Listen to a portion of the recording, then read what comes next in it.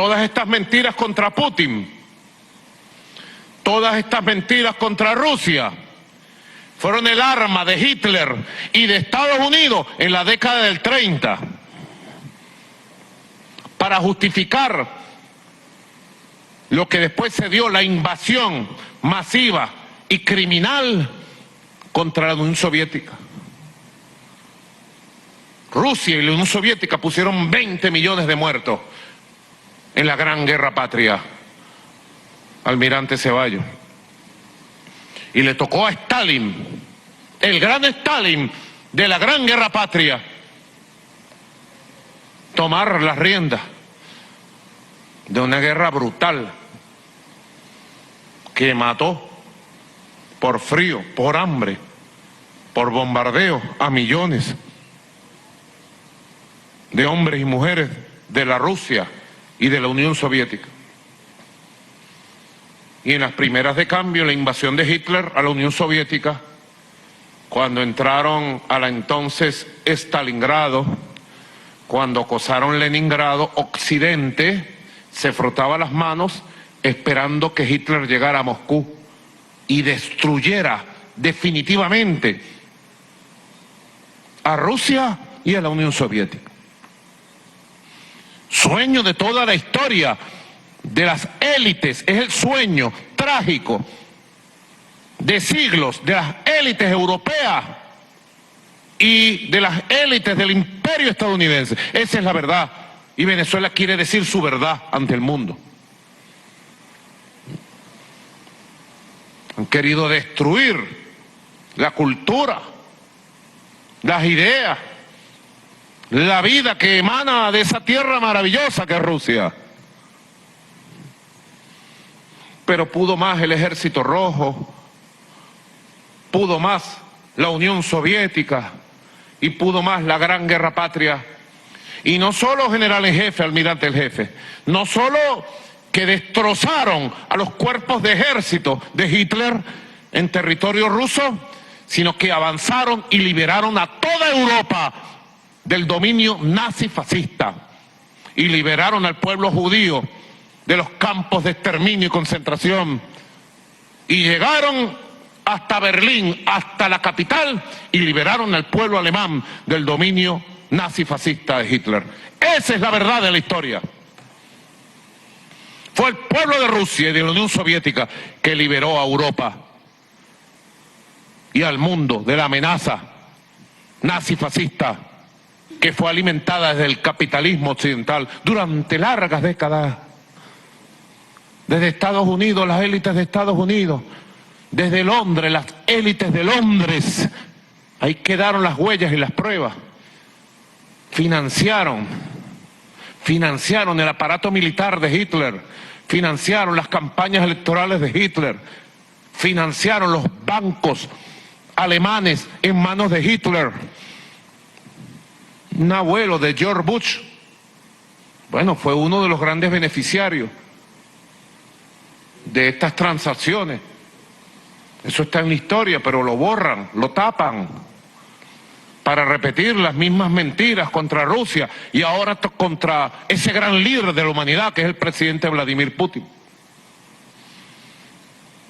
Ahora, bueno, esta historia, como estábamos repasando, muy importante porque yo le hablo a la conciencia del pueblo de Venezuela, a la verdad del pueblo de Venezuela. Tenemos que hablar mucho, explicar mucho, para derrumbar con nuestra verdad todas las campañas de manipulación mundial que hay contra Rusia, contra Putin. Se han concentrado en una campaña mundial contra Rusia y Putin. Como bien lo decía nuestro comandante Chávez, porque hay una izquierda claudicante y cobarde que quiere utilizar a Chávez contra Rusia y contra Putin. Y pretenden hacer una campaña contra Putin y contra Rusia mostrando fotos de Chávez. Cobardes, claudicantes, traidores. Ahí los veo en las redes sociales. No desestiman ningún arma. El imperio norteamericano está detrás financiando a todos esos sectores. Es así. Putin ha logrado recuperar en una década, ya para el 2010, Rusia daba síntomas de fortaleza económica, financiera, energética, militar. En una década logró un récord en el posicionamiento de Rusia como nueva potencia de paz, como nueva potencia del mundo pluripolar, multicéntrico, multipolar, como llaman algunos.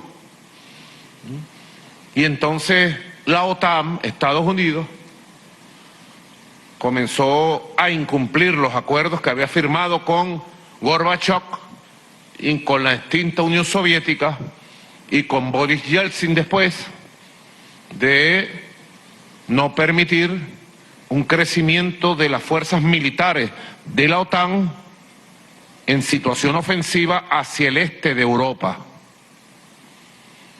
de respetar todas las fronteras de Rusia, de la nueva Rusia. Hay acuerdos firmados del año 90, 91, 93, y de manera consecutiva el imperialismo y la OTAN han pretendido olvidar, enterrar los acuerdos diplomáticos en base al derecho internacional para respetar a Rusia. Y de manera paciente, el presidente Putin ha planteado el incumplimiento de esos acuerdos y el peligro de que la OTAN despliegue sus armas ofensivas, incluyendo sus armas atómicas, apuntando a Rusia desde todas sus fronteras hacia el este de Europa. Un capítulo especial de esto sucedió en el año 2014, coincidiendo con las guarimbas en Venezuela, financiadas y propiciadas por el Premio Nobel de la Paz Barack Hussein Obama.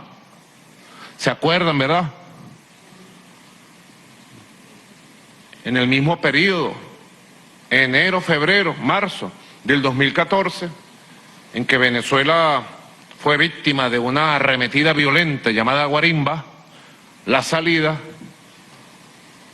gobierno constitucional de Ucrania también recibió una dosis del Premio Nobel de la Paz, una dosis de agresión, de violencia callejera, que llevó a que sectores nazis, sectores fascistas, de lo que ellos llaman el sector derecho en Ucrania, de la derecha ucraniana, derrocaran al presidente legítimo de Ucrania e impusieran un gobierno de facto neofascista.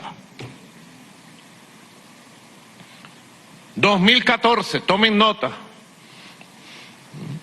¿Recuerdan ustedes cómo a través de Twitter todos los voceros de la ultraderecha descocada de Venezuela salían a aplaudir el golpe de Estado, la masacre, la violencia de Ucrania? Hay que recordarlo. Es importante, Alfred Nazaret, porque es un hito. Es un hito. Y precisamente se da en un gobierno demócrata, al igual que el acoso de esta etapa se da en un gobierno demócrata. Porque los demócratas, la élite demócrata odia a Rusia, le tiene envidia mezquina a Rusia.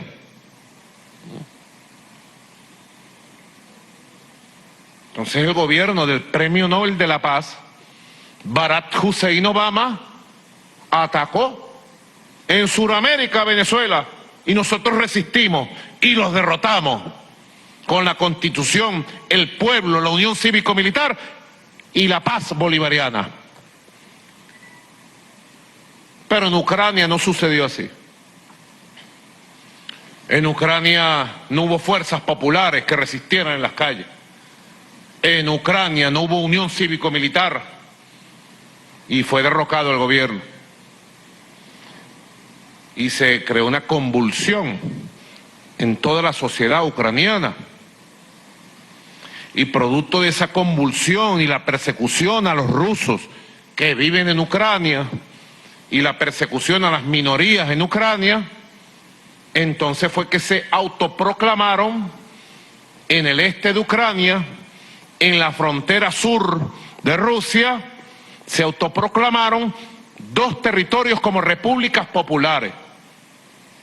El territorio de Lugansk y el territorio de Donetsk asumieron funciones de repúblicas populares para defenderse de una masacre que los sectores fascistas que habían asaltado el poder en Ucrania comenzaron a ejecutar, cazando a hombres, cazando a mujeres, asaltando familias, bombardeando con armas pesadas. Y se inició un conflicto.